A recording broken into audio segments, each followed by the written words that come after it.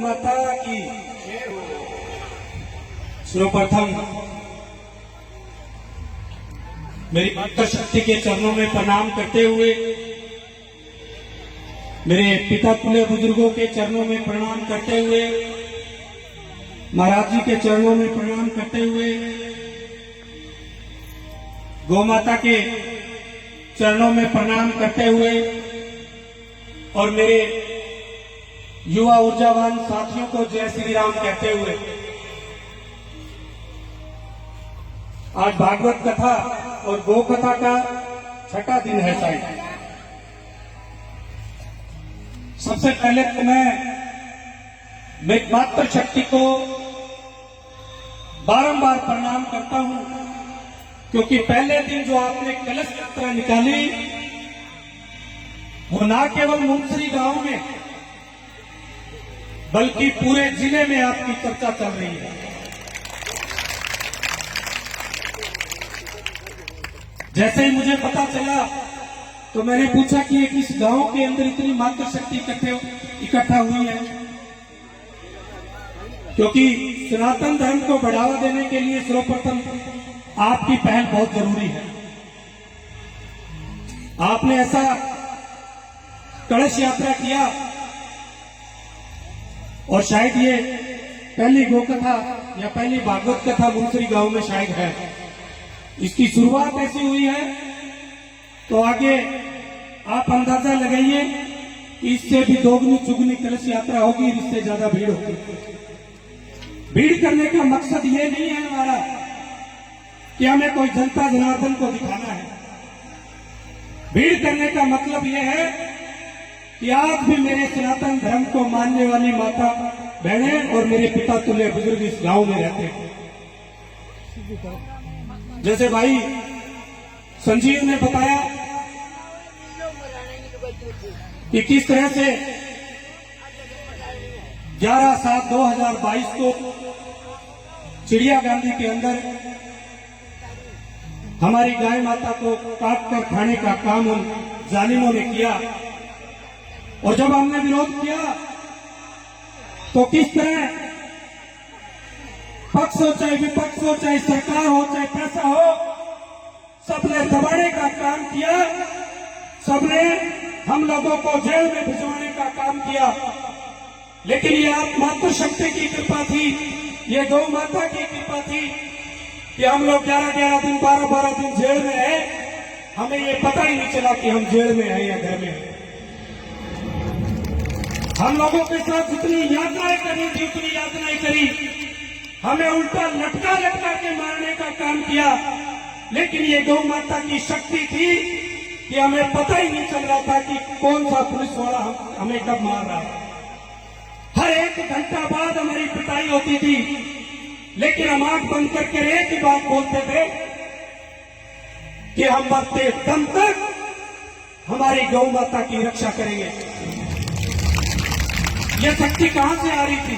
यह आपकी तो देन थी, यह आपका ही तो आशीर्वाद था, यह पिता तुल्य बुजुर्गों का ही आशीर्वाद था कि हम लोगों में शक्ति कहीं से आ रही थी और हमें पता ही नहीं चल रहा था कि हम किस तरह से जेलों में 72 लोग जेल में डाल दिए थे गुरुजी। 72 लोगों को हनुमानगढ़ से लेकर राउसर, नौर, भादरा की सारी जगह भर दी थी। हमारा कसूर क्या था?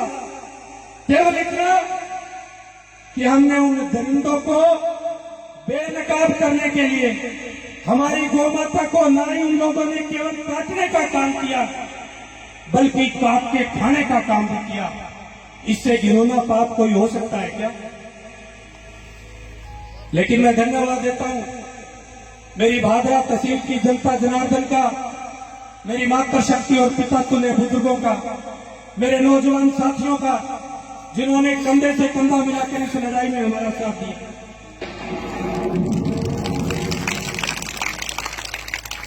जब हमें 26 तारीख को जेल में डाल दिया गया था तो हम जेल में सोच रहे थे कि अब क्या होगा, लेकिन मेरे गांव गांधी भीड़ी की 5000 महिलाएं एक साथ इकट्ठी हुई थी। आपको तो पता होगा शायद। उन 5000 महिलाओं ने कहा कि रवि बंसल और उसके साथी जेल चले गए होंगे, लेकिन इस गांधी गांव, चिड़िया गांधी गांव, छोटा दास और सरदारपुरा गांव की जो मेरी महिलाएं माता शक्ति थी, जो मेरी माताएं बहनें थी, वो एक सुर में बाहर आ गई। प्रशासन को भी झुकना पड़ा, नेताओं को भी झुकना पड़ा। तो इसलिए आपकी शक्ति आपने उस दिन कलश यात्रा करके दिखा दी। मुझे अक्सर कुछ लोग कहते हैं महाराज जी की मैं मोदी जी को भक्त हूं। मंच दूसरा है, थोड़ा धीरे बोलिए। नहीं टाइम कोई नहीं, लेकिन मैं क्यों हूं इस बात का आपको जिक्र करना चाहता हूं।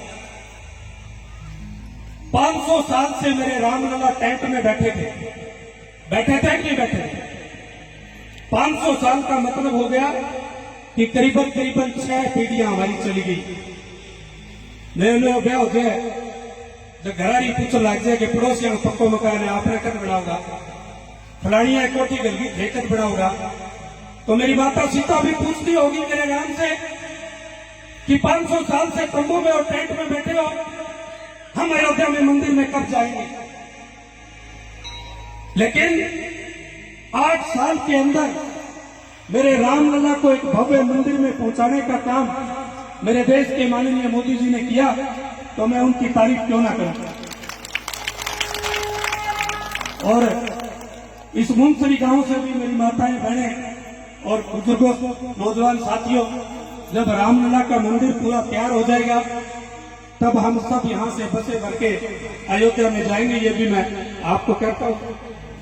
भाई रमेश की प्रधान जी की ड्यूटी लगा देंगे कि वो भी हमें अयोध्या के दर्शन करवाने लेके जाएं। समय कम है, इसलिए आप सब लोगों के दर्शन हुए। मैं महाराज जी का धन्यवाद इसलिए करना चाहता हूं कि महाराज जी आपके मुख से महीने में मेरे हिसाब से आप 5 कथाएं तो कर देते हो, 3 कथा कर देते हो।